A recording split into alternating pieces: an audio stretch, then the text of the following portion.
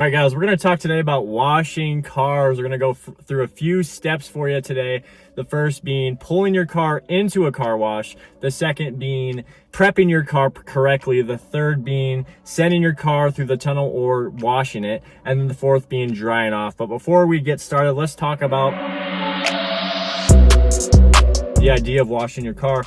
People buy a car and they forget they got to maintain it. You got to maintain your car, whether it's oil changes, whether it's regular maintenance, whether it's spark plugs on the BRZs. You guys, we all know the spark plugs are a pain in the butt, but we got to get them done at some point. But anyway, washing your car is a big deal. It's one of the reasons why I have a job. And so I've been doing this for a while. First way to get started is to decide whether you want to go to an actual car wash itself, or you want to wash it in like your driveway. And that's what a lot of people do, called a hand wash.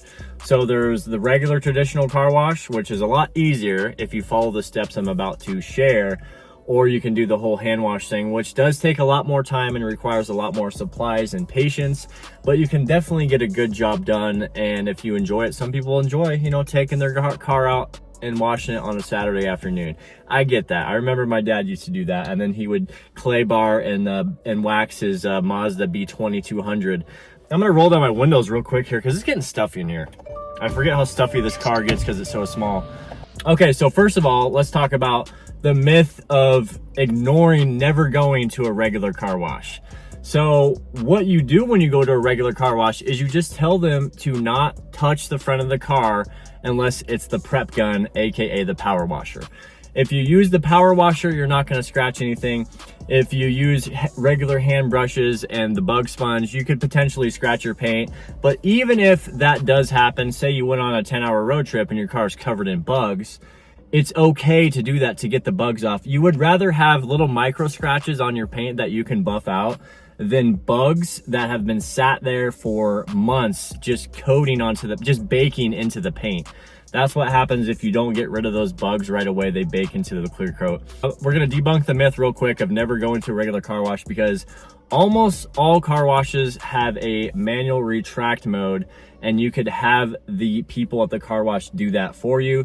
If there's no one there, you just go inside and ask them. I could be wrong. It could be a lot of car washes that don't offer that, but I think a lot of car washes, you're gonna be fine with retracting the brushes. And or if they have neoprene brushes, it's gonna be okay. If your car is really dirty, just go ahead and send it through. You might need to buff your car every 6 months, like you will need to do anyway, unless you're in a situation where your car is garage kept like 90% of the year. Those kinds of cars, just don't send them through. Just do your hand wash. So I get that. I'm just talking about for the average person that has an average sports car or regular car that wants to take care of it. It's okay sending it through the tunnel. If they can't retract the brushes, just make sure they're neoprene. That's all I'm going to say there. So anyway, we're talking about a standard car wash, a tunnel with chemicals and a roller system that pushes the car through. We are not talking about hand washes today. So let's get started. Number one, pulling the car into the tunnel. Now, people make big mistakes here sometimes, myself included. I have scratched my back wheel, which, let's be honest, guys, I don't really care that much about these wheels. I saw a Hyundai Kona with these same wheels, and it kind of made me want to cry. So I'm going to probably get some different wheels in a little bit, or go back to some OEM wheels. Anyway, if you aren't careful and you don't line your car up at the perfect angle, you could potentially scratch your wheels, which could do some pretty irreversible damage unless you want to go get them refinished. These $400 Motegis, I don't really care that much about them. But if you have some really expensive wheels, which this one guy who had a Porsche Carrera with like some 20s on it that were like, he said they were like $5,000 wheels, and that we scratched him because we pulled his car in.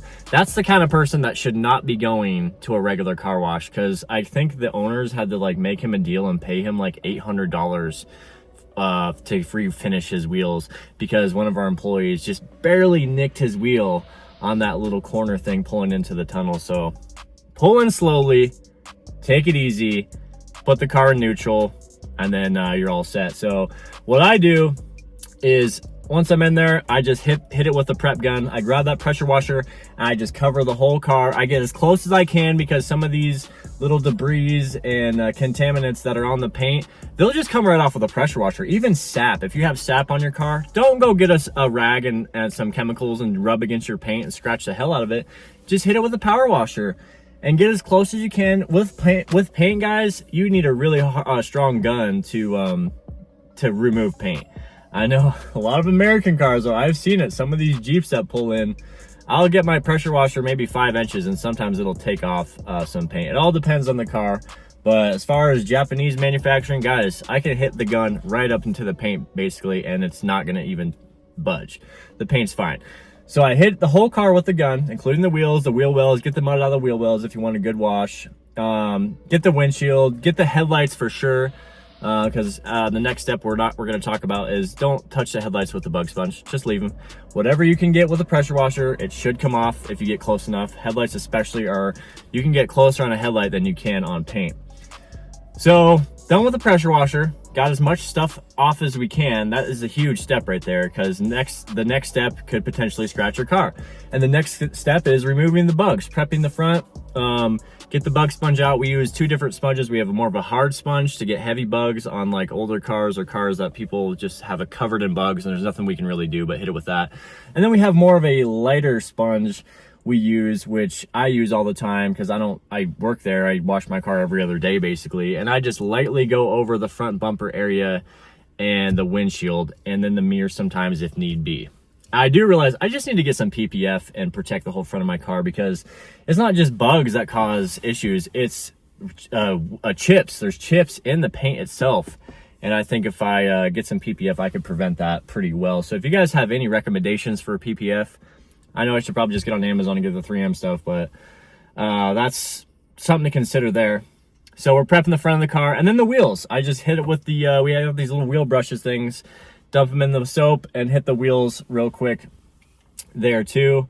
And by that time, we're pretty much ready to send it in the tunnel. So once it's fully prepped as much as you can, now you're gonna send it through the tunnel, AKA if you're hand washing, you're gonna cover it with soap or you're gonna hit it with the foam gun and let the chemistry do its work as they taught me in car wash college. I actually got sent to a college and learned a lot about chemicals in the car wash and how all the equipment it takes to properly get a car washed. So anyway, aside from that, we're gonna send it through the wash. And what I'm gonna do is I'm gonna retract the brushes on my system there. So the brushes aren't even gonna spin or go in and out. They're just gonna stay where they are because I don't need the brushes. My car is pretty clean and I don't wanna risk the brushes scratching my car. And even if they did, it's little minor scratches. I don't think I'll be able to show you guys because they're so hard to see. So the car is going through the tunnel now. It's in neutral. There's no brushes. And we're getting the soap on there. We're getting, I think there's pre-soap first, and then we're getting the regular soap. And then I turned off the high pressure guns as well, which are some like power washers basically. But I already prepped the car with a gun as I want. So I don't need these high pressure sprays to potentially take off the clear coat if you constantly are using high pressure on your car. You could potentially, not clear coat, I'm sorry, ceramic coat. I do have a light ceramic coat on here and I want to keep it on, so I'm just going to turn those guns off as well. And then it's going to hit the dryers, the blowers I mean, at the end and dry most of the car off. But I retracted the brushes. All that happened was soap went on my car and then it got rinsed off and then blow dried. So I'm going to go to the end now with microfiber towels. That's it, preferably a new one, just a yellow classic microfiber towel. And I'm just going over the car, lightly just drying whatever the blower's gonna dry. And if the chemistry isn't working correctly or the soap's not working correctly, you might see a little like residue dirt left over. And I just go ahead and wipe that. And that's it. And then just grab your detail sprays. I think Adams, they make a really good like ceramic detail spray as well. Grab something like that maybe if you have it. And just hit the car with that a little bit with your rag and it's gonna shine up real nice. I just put a little a spray wax on recently, so my paint already looks pretty good. Yeah, that's definitely a little bit of a perk working at a car wash, but for those that don't know, you can totally retract brushes.